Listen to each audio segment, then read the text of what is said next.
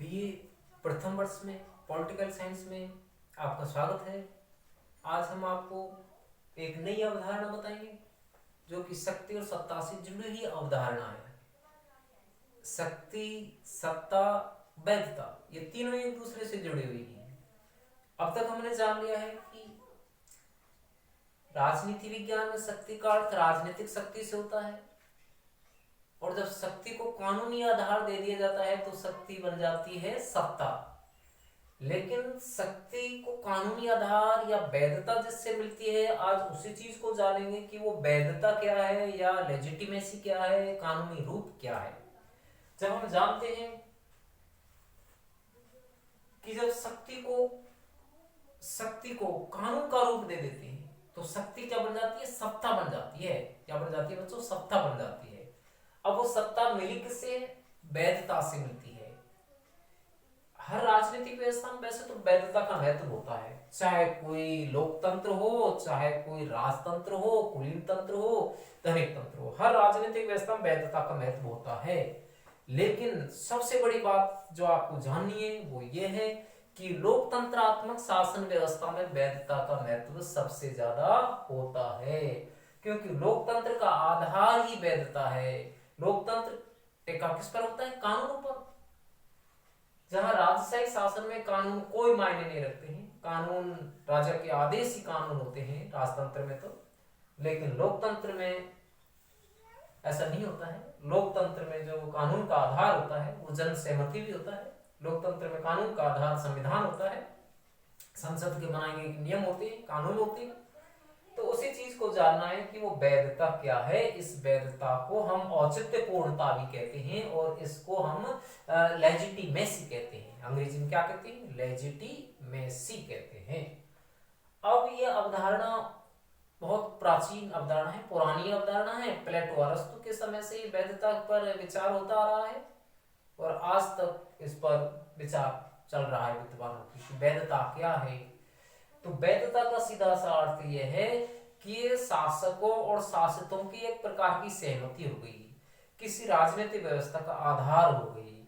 आज कोई व्यवस्था के बारे में हम कहें कि वो लंबे समय तक क्यों टिकी हुई है, कोई व्यवस्था शीघ्र ही समाप्त हो जाती है, क्यों? उसके पीछे कारण है वैधता। यदि उसकी वैधता बनी रहती है तो वो आगे जारी रहेगी, यदि उसकी वैधता खत्म हो जाती है तो वह समाप्त हो जाती है। वैधता एक तरीका से आप उसको वो समझो वैलिडिटी, कि जिसकी वैलिडिटी खत्म हो गई, ये मान लो वैधता भी खत्म हो गई, और जिसकी वैलिडिटी बनी हुई है वो मान लीजिए वो वैध है, उचित है, औचित्यपूर्ण है। तो वैधता का मतलब क्या हुआ? औचित्यपूर्णता हो गई, लेजिटिमेसी हो गई। वैधता को अंग्रेजी में लेजिटिमेसी कहते हैं, और इस लेजिटिमेसी शब्द की उत्पत्ति एक शब्द है लैटिन भाषा का, कौन सा? लेजिटिमस। क्या है? लेजिटिमस है, इससे उत्पत्ति मानते हैं। ठीक है, इसका अर्थ क्या होता है? वैधता होता है। अब मध्यकाल में इसको कहा गया था क्या? लेजिटिमिटास। क्या कहा गया था? लेजिटिमिटास शब्द प्रयोग में लाया गया था मध्यकाल में इसके लिए। प्रारंभिक शब्द था इसका, एक तरीका से यूं मानो कि अंग्रेजी में तो इसको लेजिटिमेसी कहते हैं। उत्पत्ति लेजिटिमेसी की लेजिटिमस से हुई है। मध्यकाल में इसके लिए लेजिटिमिटास शब्द प्रयोग में लाया गया, और वर्तमान काल में इसके लिए एक लॉफुल शब्द प्रयोग में लाया जाता है। लॉफुल, वैधानिक, कानून से भरा हुआ, ये शब्द प्रयोग में लाया जाता है, वैधानिक। ठीक है, तो इसका अर्थ क्या होता है? वैधानिक होता है। अब इसकी परिभाषा को जानना है, अर्थ को जानना है, इसकी विशेषताओं को जानना है, वैधता के संकट को जानना है। तो ये कई सारी चीजें हैं जो वैधता के बारे में हमको जाननी है। तो वैधता के अर्थ को हम जाने तो क्या होता है कि वैधता वह सहमति है, वह स्वीकृति है जो जनता द्वारा राजनीतिक व्यवस्था को प्रदान की जाती है। तो वैधता वह सहमति है, वह स्वीकृति है जो जनता के द्वारा राजनीतिक व्यवस्था को प्रदान की जाती है। कोई सरकार तभी तक स्थायी रह सकती है जब उसको वैधता प्राप्त है। यदि उसको वैधता प्राप्त नहीं है तो वह सरकार अस्थिर होगी, या ये मान लीजिए उसका स्थायित्व खत्म हो जाएगा। उसकी औचित्यता खत्म हो जाएगी। तो वैधता प्राप्त होने पर ही कोई सरकार स्थिर रह सकती है। जैसे वैधता खत्म होगी उसकी स्थिरता भी खत्म हो जाएगी, स्थिरता समाप्त हो जाएगी, ऐसा माना गया है। तो वैधता के लिए मान रहे हैं कि सरकार तभी तक स्थायी रूप से कार्य कर सकती है जब उसे वैधता प्राप्त होती है, और जब उसको वैधता खत्म हो जाती है तो उसकी स्थायित्व की जो भूमिका है वह खत्म हो जाती है।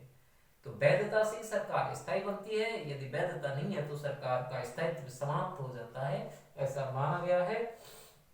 अब हम जानते हैं कि वैधता का विकास कब से है। तो वैधता जैसे कि अभी बताया, वैधता की अवधारणा है, नवीन अवधारणा नहीं, प्राचीन अवधारणा है।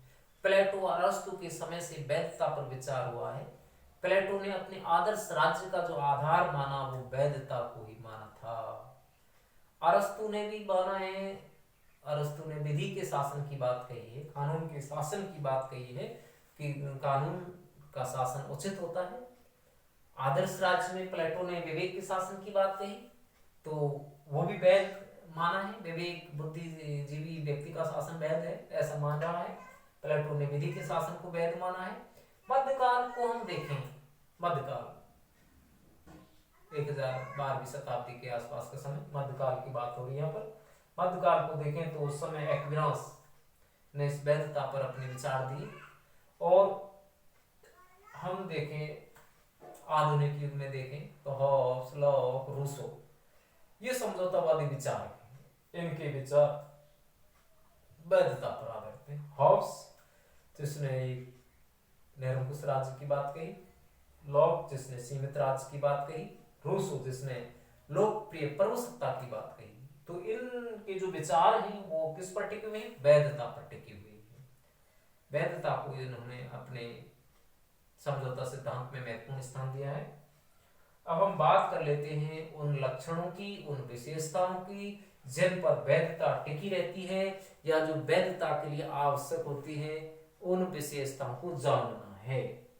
तो यहाँ हमने इतना जान लिया है कि हर शासन में वैधता का महत्व होता है, लेकिन सबसे ज्यादा वैधता का जो महत्व होता है वो होता है लोकतंत्र में। किसमें? लोकतंत्र में, क्योंकि लोकतंत्र का आधार ही सहमति है, स्वीकृति है, वह वैधता है जिस पर शासन टिका रहता है। तो लोकतंत्र में वैसे तो हर प्रकार की शासन व्यवस्था में वैधता दिख जाएगी, मिल जाएगी, लेकिन लोकतंत्र में इसका महत्व सबसे ज्यादा है, वैधता का महत्व सबसे ज्यादा दिखाई देता है। अब हम बात करते हैं वैधता के लक्षण, विशेषताएं कौन कौन सी हैं। तो वैधता के लक्षणों में पहला लक्षण है कि वैधता क्या है। वैधता का पहला लक्षण है कि वैधता जन समुदाय की सहमति पर आधारित होती है। विशाल जो जन समुदाय होता है उसकी सहमति पर आधारित होती है वैधता। यदि विशाल जन समुदाय की या यूं कह लो कि जनता की, प्रजा की सहमति नहीं होती है तो कोई भी सरकार वैध नहीं कहलाएगी। वो वैध तभी मानी जाएगी, वैध तभी कहलाएगी जब उसको जनता की स्वीकृति मिली हुई है, स्वीकृति प्राप्त है तो वैध है, अन्यथा अवैध है, यूं मान लीजिए आप। तो वैधता के लिए क्या जरूरी है? जनता की सहमति जरूरी है। वैधता की दूसरी विशेषता ये होती है कि वैधता शक्ति को सत्ता में बदलने वाली अवधारणा है। शुरू में जान लिया था कि जब शक्ति को कानूनी दर्जा मिल जाता है तो शक्ति सत्ता बन जाती है। तो वैधता शक्ति को सत्ता में बदलने वाली अवधारणा है, यानी शक्ति और सत्ता दो अलग अवधारणा है, पहले जान लिया था हमने। शक्ति का रूप क्षणिक है, अस्थायी है, गैर कानूनी है, अलोकतांत्रिक है। सत्ता का रूप स्थायी है, स्थायी है।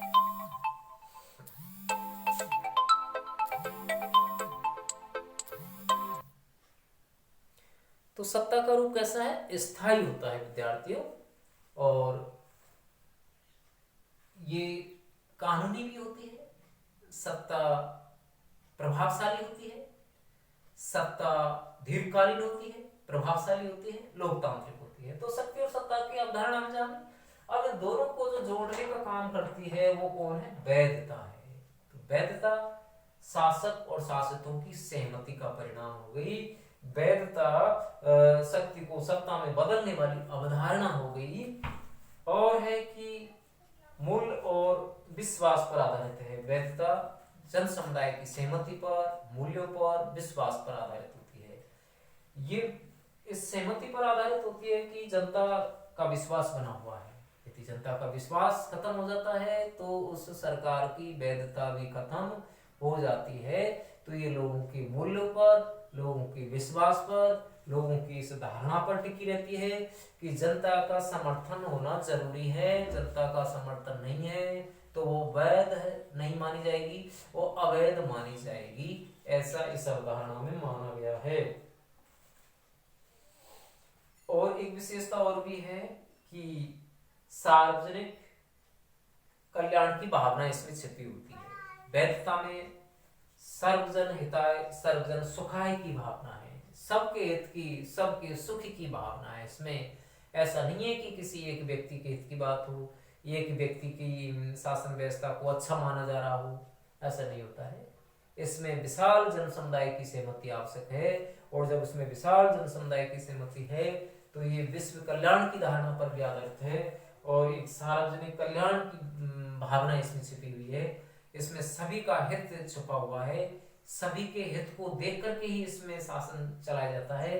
क्योंकि लोकतंत्र में क्या होता है आपको पता है, स्वतंत्रता, समानता, बंधुत्व, ये सब लोकतंत्र के आधार हैं। और ये सब कहाँ देखने को मिलेंगे? वहां देखने को मिलेंगे जहां जन सहमति है, जहां सत्ता लोगों की सहमति पर टिकी हुई है, वहां ये सब चीजें देखने को मिलेंगी। तो इस प्रकार से सार्वजनिक कल्याण की भावना इसमें छिपी होती है, इसमें पाई जाती है। तो हमने क्या जाना आज कि वैधता को अंग्रेजी में लेजिटिमेसी कहते हैं। उत्पत्ति इसकी लैटिन भाषा के लेजिटिमस से हुई है। मध्यकाल में इसको लेजिटिमिटास कहा जाता था। आगे चलकर इसके लिए लाफुल शब्द प्रयोग में लाया जाने लगा जिसका अर्थ होता है वैधानिक। तो वैधता क्या हुई? वैधता शासक और शासितों की सहमति पर आधारित एक अवधारणा है। एक ऐसी अवधारणा है जिसमें किसी राज व्यवस्था को, जिसमें किसी सरकार को मान्यता मिलती है, स्थायित्व मिलता है, आधार मिलता है। तो वैधता वह सहमति है, स्वीकृति है जो जनता द्वारा राजनीतिक व्यवस्था को प्रदान की जाती है। और कोई सरकार तभी स्थायी रह सकती है जब उसकी वैधता मिली हुई है। एक परिभाषा आती है इसमें, कार्ल जे फ्रेडरिक ने क्या परिभाषा दी है? कार्ल जे फ्रेडरिक ने वैधता के बारे में कहा है, वैधता शासक और शासितों की सहमति पर आधारित होती है। तो वैधता के लिए जनता की सहमति होना जरूरी है। वैधता के लिए विशाल जन समुदाय का सहयोग जरूरी है, विश्वास जरूरी है। तो वैधता नागरिकों, प्रजाजनों पर राज्य की वह सहमति है जिसमें कल्याण की भावना होती है, शासक और शासित की सहमति होती है, वह है वैधता। तो वैधता को हमने जान लिया है कि वैधता की अवधारणा प्राचीन है। प्लेटो के समय से आज तक इस अवधारणा का विकास हुआ है। आगे की वीडियो में हम वैधता के संकट को जानेंगे, वैधता की चुनौतियों को देखेंगे, ये देखेंगे कि कब कोई राजनीतिक व्यवस्था खतरे में पड़ जाती है। अब तक तो जाना कि वैधता विशाल जनसमुदाय की सहमति पर टिकी हुई है, लेकिन कोई राजनीतिक व्यवस्था अपना विश्वास खो देती है तो उसके लिए खतरा बढ़ जाता है, उसके लिए संकट पैदा हो जाता है। और ये चीजें अब हम जानेंगे आगे की वीडियो में। तब तक धन्यवाद।